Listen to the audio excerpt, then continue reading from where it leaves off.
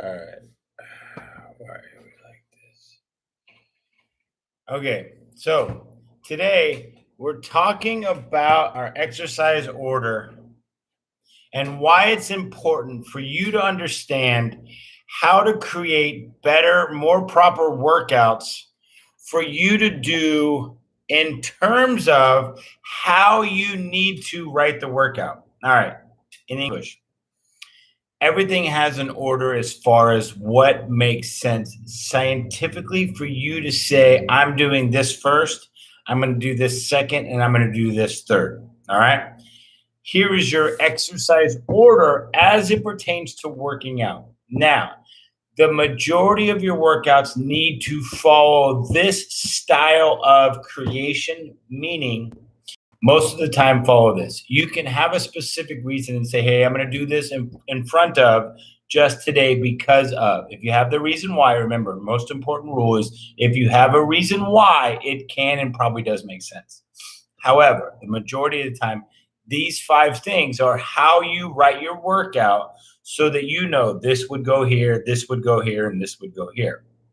All right. Power exercises and or plyometric exercises come first in the workout. Why is that? Because you're fresh. In order to truly train for power, in order to truly train for plyometric effect, okay, I see a lot of people just saying, hey, just do a bunch of jumps and you're doing plyometrics. That's not necessarily true, okay? If and when you decide you actually want to do plyometrics, you have to be powerful, you have to be explosive, and you have to train them for maximal twitch effect, essentially. All right, meaning it has to be like that. Boom, boom, boom. You can't kind of do slow. You can't do conditioning plyometrics. You can't do plyometrics when you're tired. All of those must happen in a powerful, explosive manner. Okay. So, power and plyometric exercises must be done when you're fresh so that you have the ability to train at full power. All right. Next, in the order of exercises, your complex exercises come second in terms of you do your power first and then your complex exercises second. Why? Because the brain needs to be able to focus on the task at hand. If you are tired, you are likely to increase your risk of injury. You are likely to not pay enough attention to the task at hand, and you may not be able to give your full effort, and you may not be safe. All right. You have to understand, am I safe? Is this going to hurt me? Okay. So squats can be a very complex exercise. So if you're giving maximal effort squats, meaning to the best of your ability, you wouldn't want to do them at the end when you are potentially likely to hurt yourself. Now, this is where it sort of comes into play. As you start to master the movements, they aren't becoming very complex. Okay, remember you've mastered it. It becomes easier and more simple. So a squat like a TRX bodyweight squat could be done towards the end of the workout because you have done the harder stuff, the more complex stuff first. A TRX bodyweight squat isn't exactly the most complex because a lot of the times the TRX is taking away the need for stabilization and the need for going heavy. All right. So your complex exercises come before. All right. Third, you want to do your proximal joint exercises towards the beginning of the workout, your distal joints towards the end of the workout. What do those terms mean? Proximal means closer to midline and distal means farther. So your hips are proximal, your shoulders are proximal. Your knees are distal when compared to your hips. Your ankle is distal when compared to your knees. So you would do your hip exercises before your knee exercises, before your ankle exercises. Your shoulder exercises before your elbow exercises, before your wrist exercises. See how that works? All right. For example, squats involve your hip and your knee. All right. Also a little bit of your ankle. Okay. So would you do calf raises first or would you do squats first? Squats because it involves your hips. Okay. Squats also involve your knees. Calf raises only involve your ankles, right? All right. So ankles at the end. All right.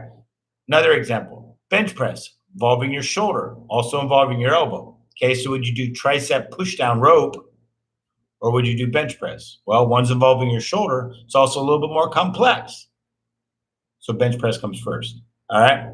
So shoulder press, tricep extension. Okay.